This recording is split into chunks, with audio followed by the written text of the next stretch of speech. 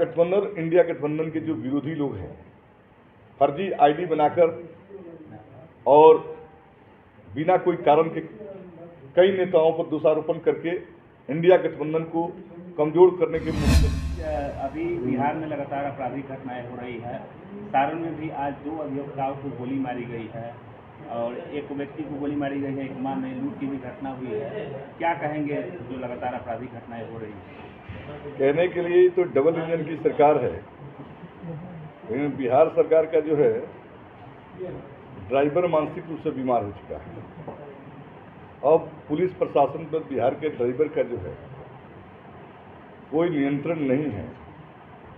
Police पूरी तौर पर जो है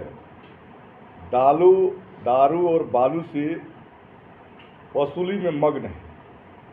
तो जाहिर सी बात है, अपराधियों पर लगाम कौन लगाएगा?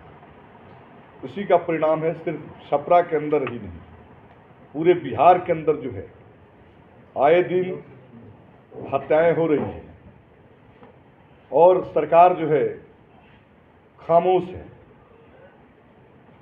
ये घटना जो है काफ़ी दुर्भाग्यपूर्ण है और माननीय मुख्यमंत्री श्री नीतीश कुमार जी से अगर बिहार के पुलिस प्रशासन पर उनका नियंत्रण नहीं है, वो राज्य की जनता को सिक्योरिटी देने में विफल है, तो नैतिक आधार से अब उनको रिटायरमेंट ले लेना चाहिए। क्योंकि आपने देखा है कई घटनाओं में अफसरशाही जो है अब नीतीश के इशारे पर काम नहीं करती, बल्कि नीतीश जी अफसरशाही के इशारे पर काम कर रहे हैं, जिसका परिणाम है बिहार के अंदर विधि व्यवस्था बिगड़ रही है, निर्दोषों के कत्लेआम हो रहे हैं और बिहार के विकास योजनाओं में लूटपाट तबाही मचा हुआ है। पूर्व सरकार के द्वारा लगातार कहा जाता था कि जंगल राज है और जंगल राज में हत्याएं होती थी, लेकिन आज के परिवेश में देखा जाए तो कंटिन्यू सारण में खासकर सुबह उठते मर्डर हो जा रहा है। सुबह अखबार के पन्नों खून से कुछ लोगों ने खड़ा किया कि बिहार के अंदर जंगल राज है।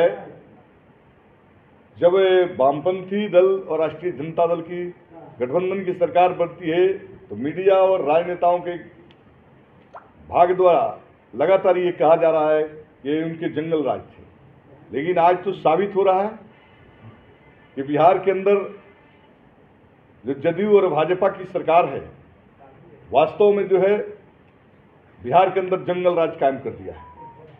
और इसलिए मैंने कहा कि नीतीश कुमार जी को पुलिस प्रशासन पर अब कोई नियंत्रण नहीं है, बुढ़े हो गए हैं, अब उनको नित्य क्रिया करने में भी कठिनाइयां आ रही है।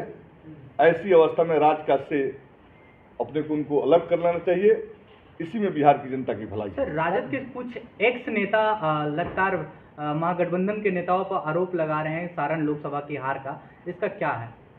मैं आपको बतला दूं, सारण और महाराजगंज के अंदर जो हार हुई है, जो लोग आरोप लगा रहे हैं उनके आरोपों में दम नहीं है। छपरा सारण लोकसभा से पिछले बार राष्ट्रीय जनता दल के उम्मीदवार श्री चंद्रिका प्रसाद राय जी की हार जो है 1,30,000 के मतों से लगभग से हुई थी। छपरा विधानसभा में भी लगभग 47,000 से राजद जो है उक्त चुनाव में हारा था। ये तमाम तथ्यों के विश्लेषण के बाद जो एक्स या निष्कासित लीडर जो आरोप लगा रहे हैं, उनके आरोपों में दम नहीं है। चूंकि छपरा में 47,000 इस विधानसभा में पिछले चुनाव में राजद की हार हुई थी, लेकिन इस बार महज 13,000 से राजद डिफीट हुआ है। 36,000 वोटों का वृद्धि हुई है, 34,000 वोटों का वृद्धि हुई है। महज 11,000 वोटों से हम हारे हैं सारण लोकसभा। महाराजगंज के अंदर 2,30,000 से राजद गठबंधन की वहां हार हुई थी, लेकिन 2024 के जो चुनाव परिणाम आए हैं वो महज 1,02,000 से हार हुई।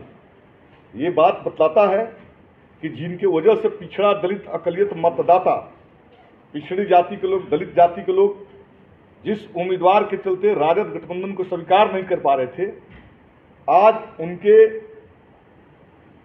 राजद द्वारा बाहर किए जाने के बाद से या राजद द्वारा गठबंधन के कैंडिडेट बदल देने के बाद से महागठबंधन के वोटों में उछाल आया है और हम समझते हैं कि सारण की राजनीति में ये उछाल मील का पत्थर साबित होगा। राजद गठबंधन, इंडिया गठबंधन सारण के अंदर मजबूती से उभर रहा है। जो कुछ कोर कसर रह गया था उसको हम लोग समय के साथ दुरुस्त कर लेंगे।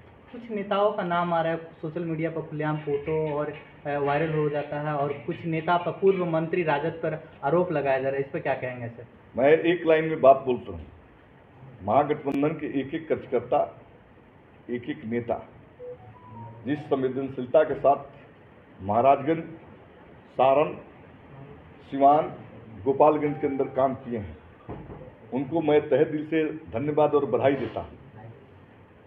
महागठबंधन, इंडिया गठबंधन के जो विरोधी लोग हैं, फर्जी आईडी बनाकर और बिना कोई कारण के कई नेताओं पर दोषारोपण करके इंडिया गठबंधन को कमजोर करने की मुहिम में लगे हुए हैं।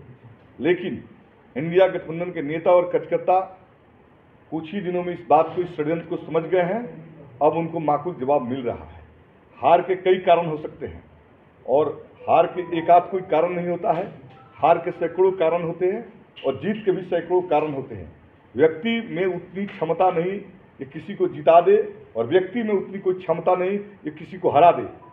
समीकरण से हार होती है, समीकरण से जीत होती है और परिस्थितियों के कई कारण हार और जीत के आधार बनते हैं। तो मैं समझता हूं कि जो ये लांछना, जो ये आरोप का दौर जो चल रहा है, इसके पीछे इंडिया के लोगों का कोई हाथ नहीं है, बल्कि एनडीए के लोग, जो जदयू और भाजपा के लोग हैं, वो राष्ट्रीय जनता दल इंडिया गठबंधन को कमजोर करने की मुहिम में लगे हुए हैं। छपरा की जनता जो है आने वाले दिनों में तोड़ जवाब देगी।